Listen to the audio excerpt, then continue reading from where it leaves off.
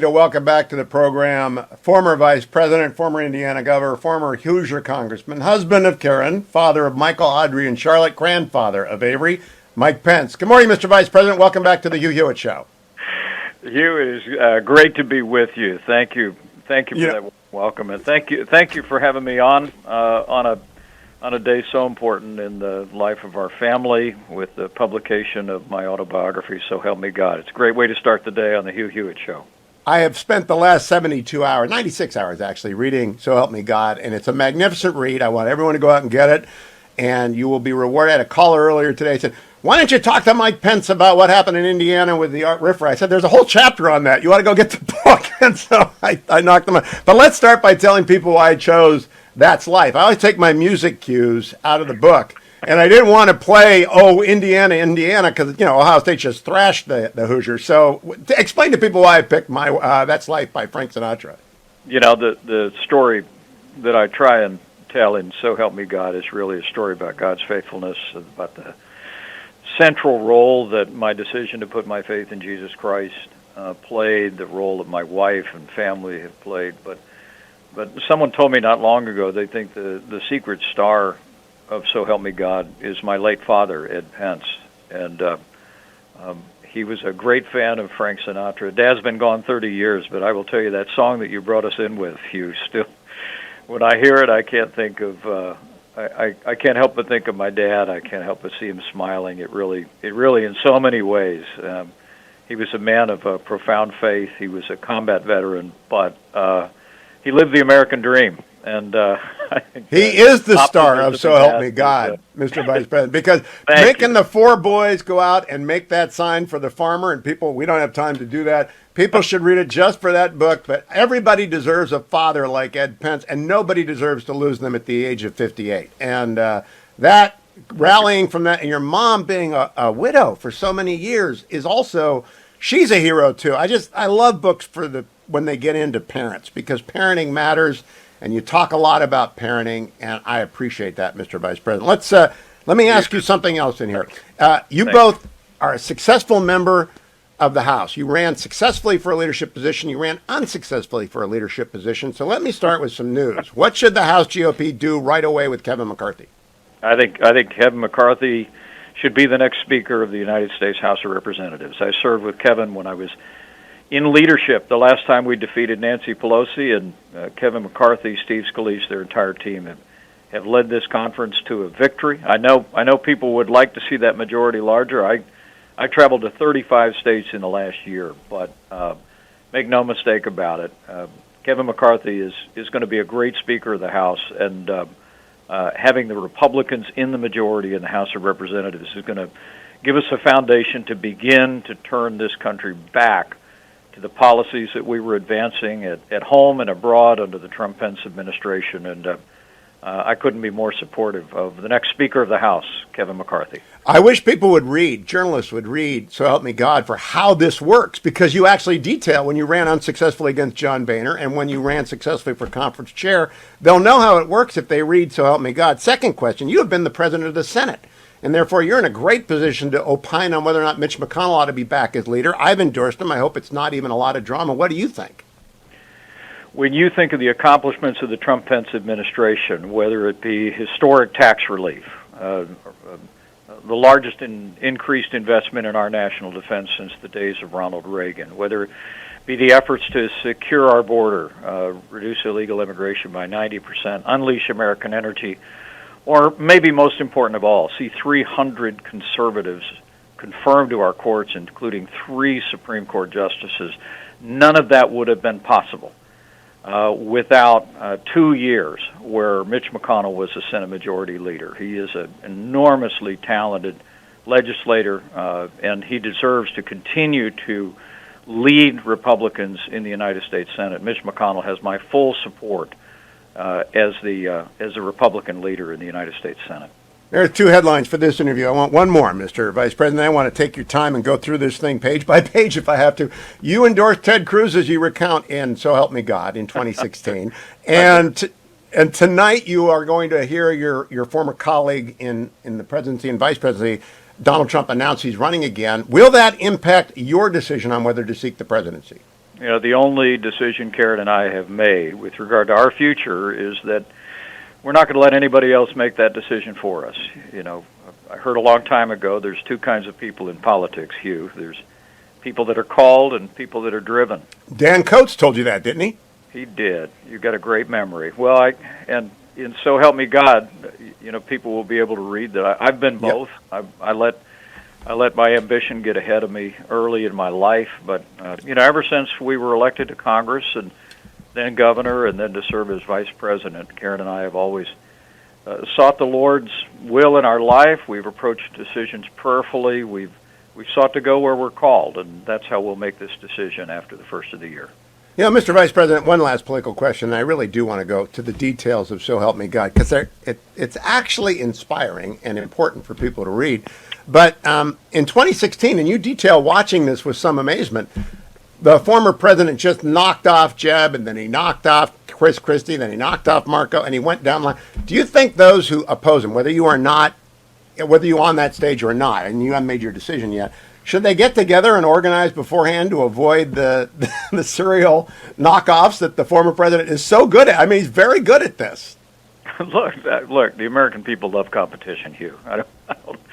Yes, we do. Karen and I have gone to the Indy 500 race probably, between the two of us, probably over 50 times. And, they have 33 cars out on the track, and they drop the green flag and they go. And, I have great confidence in Republican primary voters that we're going to sort out who should be the standard bearer of our party in the days ahead. Karen and I will prayerfully consider what role we might play in that, but I'm confident. I'm confident that Republican voters around the country are going to choose a leader that's going to lead our nation back to the policies and kind of leadership that'll bring this nation to even greater heights than ever before. In So Help Me God, you detail that then President Obama was invited by you to speak when you were the conference chair. Earlier in that conference, by the way, Dennis Prager and I spoke at your invitation, and you spent lunch that time. You won't remember this, but you made a beeline for my table, not because I was there, because my son was there, and you spent the entire lunch talking to him. I note that you note throughout folks who focus on kids. They include President Bush and President Trump. Why was that so important to you in 2010? Why is it so important that you would recall it with W and Donald? Well, I just remember when I was first elected to Congress that Karen and I always brought our kids in tow to any time that we were around President Bush at Republican gatherings. And I was always struck by the fact that my kids, who were 5, 6, and 7 at the time, would get more attention than I would from the President of the United States. And it made such a tremendous impression on me. If you know the Pences, you know a family. And other than our faith in God, the center of our life is our kids, 2 of whom are military families today, all 3 of whom we're incredibly proud of. And so for me in my public life, I've always tried to emulate those lessons learned, to really keep focus on our faith and keep focus not only on our family, but the men, women, and children of people in the public debate. You just mentioned something. There are a lot of similarities in the Hewitt and the Pence stories. I also have 2 kids in the military families, and I've learned a lot from that. I have learned an enormous amount that I did not know. What have you learned from being the father of an active duty military person, the father of an active duty spouse? Well, my dad was a combat veteran in Korea, and I write about that in So Help Me God. And my son's a captain in the United States Marine Corps. My son-in-law is a lieutenant in the United States Navy, and I can just tell you that for me, what I've learned is what a joy it is to see your children do better than you did before. One of the regrets of my life was that in 1977, when I graduated from high school, I had a desire to go into the service, but that combat veteran actually said, "You go to college, and if you want to join the military after that, do that." And I never got back to it. But my son and all of our kids have all been such a big part of our life in public service that to see him, to see my daughter and my son-in-law, and to see our youngest daughter also. All of them have answered the call to give back to this country, and frankly, they're all my heroes, Hugh, and you know what I'm talking about. I do. I have the same thing, but I had no idea how hard it is to be a military spouse. I really didn't have any idea until I saw it up close. Something I'm probably proudest of with Karen Pence is that when she was Second Lady of the United States, and maybe it was because we had military spouses in our family, our incredible daughter-in-law Sarah, our daughter Charlotte, but Karen spent a good part of her service as Second Lady of the United States focused on reforms that would support military families and military spouses in particular. In fact, I had the privilege of speaking at the Marine Corps Ball last week at my son's Marine Corps base. Oh, that is fun. And Karen sent along, you know it is, and Karen sent along bracelets that she'd been passing out for years to military spouses, and I've actually come across families around the country who've showed me their bracelet and expressed their appreciation. Karen calls them the hometown heroes, and the spouses of those who serve in the uniform of the United States, who deploy overseas, and they look after, they really are the hometown heroes. Yeah, I went to a Navy birthday with my Navy son last week, and I heard a couple of great Navy people speak, and it's really special, and you don't know it unless you're a veteran. But Karen Pence is an Air Force brat, like my wife is a Marine Corps brat, and she always get asked, why didn't your kids go in the Marines? He said, my dad's turned over in his grave. And why didn't your son go into the Air Force if he wanted to fly, since Karen's an Air Force brat? That's where we about got it covered in the Pence family. Karen's dad was in the Army. My dad was in the Army, and we got a Marine and we got Navy. But you know, I think for our son, I think he was inspired by his grandfather's example, but also I think he was inspired by my brother Greg, who is a member of Congress today. Greg was in the United States Marine Corps, and I write about a very long day we had back in 1983 when my brother was actually stationed in Beirut in the weeks before what became the worst peacetime loss in the history of the Marine Corps. 200 Marines fell in what was in fact the first shot fired in the War on Terror at the Beirut airport, and but we praise God that my brother was already shipboard at that time. He came home to his family and lived a great life, and now serves in the Congress. But I think he had an impact on Michael, and but we're just proud of all of them. And one of the great things about So Help Me God is that you bring people into a political family. And I want to jump ahead in my outline to Audrey giving you static over the decision to suspend Syrian relocation. And the reason is people don't really know what political families or media families are like. And there's a lot of static in them over stuff. But the good kid brings it to you, and they don't broadcast it. I watched Ronald Reagan struggle with his children talking about publicly what they disagree with. I appreciate that Audrey has not done that publicly. Did she ever, but you don't tell me the conclusion, what happened to the Syrian refugee resettlement program after you gave her static? When did you come back to it? Well, I was governor of the state of Indiana at the time. There was a terrorist attack in Europe where what we saw was that Syrian refugees were using, or terrorists rather, were using the Syrian refugee program to make their way into Europe to do violence. And I made the decision to suspend the Syrian refugee program in the state of Indiana. But my daughter, as I write in So Help Me God, had literally spent time in the Middle East. She had been to a refugee camp in Jordan, and has a great heart for people in the region. And you know, it became one of those moments. She gave me permission to share in the book that we clashed.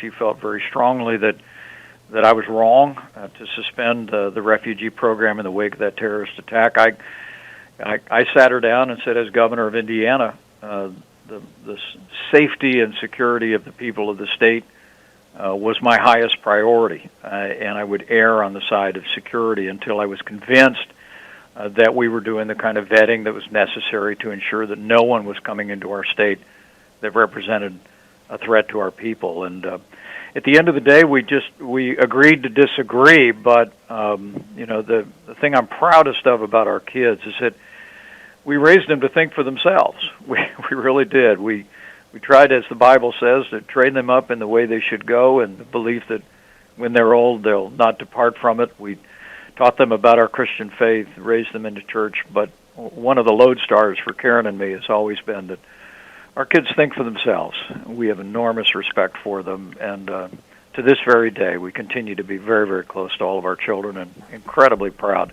of who they are. I love the story about attending the commissioning of your son after Officers Candidate School at Quantico. I've been there before for different people, not my kids, and I've been at an OCS for my kid, and I just think it's you just swell up.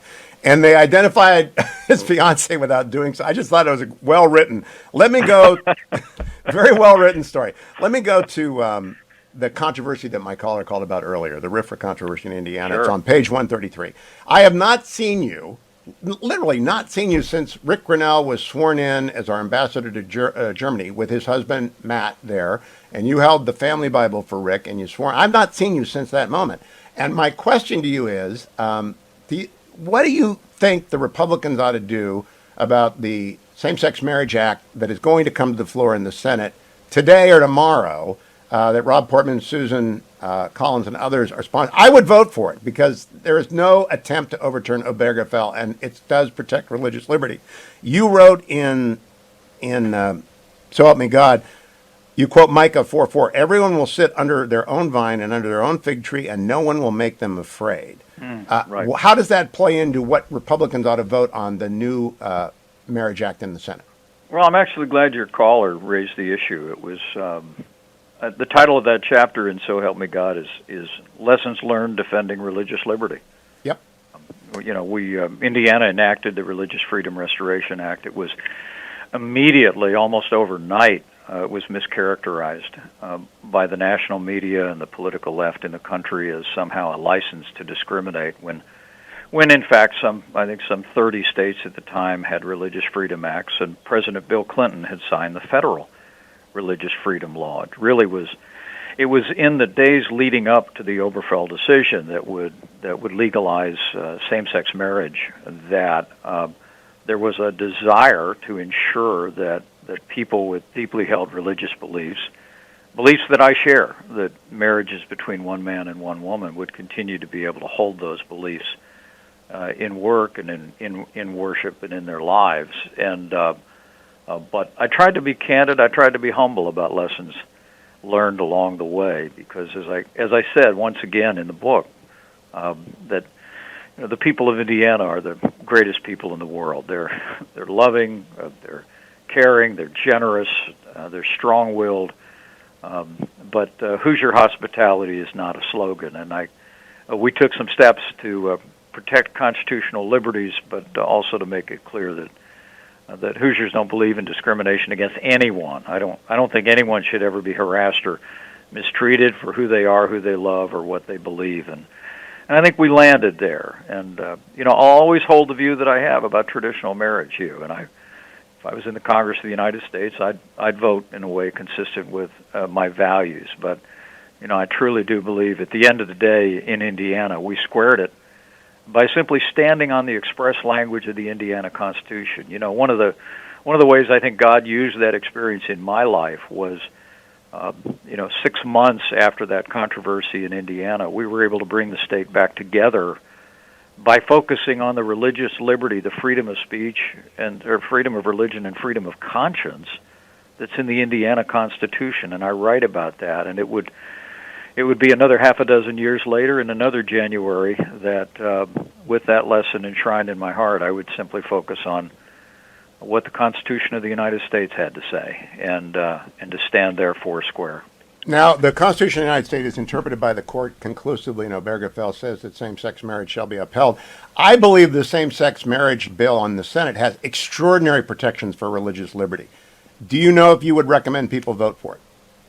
I would vote my values if I was in the Congress of the United States, and that is, I believe marriage is between one man and one woman, but I recognize what you said about the role of the Supreme Court, the decisions that have been made, and I think more than anything else, it's important that, I think one of the enduring lessons of this midterm election is that we continue to focus on the future, that we have great challenges in this country today, Hugh. Nobody talks about them more eloquently than you do. The Russian aggression in Eastern Europe, the rise of China and their continued menacing actions toward Taiwan, the North Korea is back to its old practices of firing missiles, and here at home, the worst crisis on our border in history, the inflation at a 40-year high, the gasoline prices through the roof. And I truly do believe that now more than ever, Republicans in that new majority in the House of Representatives, Republicans elected and reelected to the United States Senate, ought to be focusing on the future, focusing on offering policies that'll literally pave the way, not just to win back America, but to set us back on a path of a boundless American future. Now, you write on page 133, I learned a painful lesson that for many on the American left, the most sincere efforts to allay concerns are never enough. There is no satisfying the woke left. Now, that ought to be a slogan on everyone's desk. But what I know the woke left will say about what you just said is that you are not in support of this bill and that therefore you're back to your Indiana position. I just want to give you one last chance. Yay or a nay on the bill, Mr. Vice President? Well, look, if I was in the Congress of the United States, I'd vote my values. But the beauty of this country is we all get to believe what we believe, right? And at the end of the day, we respect the rule of law. And I think that's. I was at the University of Virginia not long ago, and got a question. And I said that's the beauty of America, and I really do think the American people don't begrudge one another our values. The freedom of religion in this country, the freedom of conscience in this country, as it's written in the Indiana Constitution, is very clear. And I think that's what the American people want to get back to. I think as I've traveled around the country, my sense is the people of this country want to get back to the policies of the Trump-Pence administration that created unprecedented security and prosperity, saw conservatives appointed and confirmed to our courts, gave America a new beginning on the right to life. But I'm hearing every day that Americans long for leadership that reflects the respectful attitude that Americans have for one another every day. I said in an interview the last couple of days that once you get a little bit out of politics, like we have going back to Indiana, the people in this country get along pretty well, and it's because they respect each other's right to hold their own beliefs, to hold their own convictions, to show compassion and decency. And I think leadership of principle and leadership that respects that common decency is the order of the day for the days ahead. Now, if I was running a conversation among would-be presidents, at that point I would turn to one of the competitors with you and say, what do you think he just said? And that brings me back to the last political question I'll ask you. I want the RNC to organize quickly people who are running for president so they can amplify the messages and the discussions and the disagreements, civil, on stages often. What do you think about getting people together early and often to discuss this, Mr. Vice President, in settings that allow for complete answers like you just gave, even with some ambiguity, but nevertheless complete answers in a civil way? Well, I think that's wonderful. I'm a big fan of Abraham Lincoln.